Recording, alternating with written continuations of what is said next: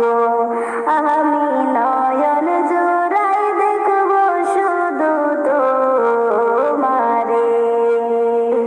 আমার মরণ কালে আইসো নবী কিনারে, ও প্রাণের হাবিব গো আমি নয়ন জোড়াই দেখব শুধু তোমারে। মনকার নেকির প্রশ্ন যখন করবে আমারে, তখন যেন চিনি নবী আমি যে তোমারে।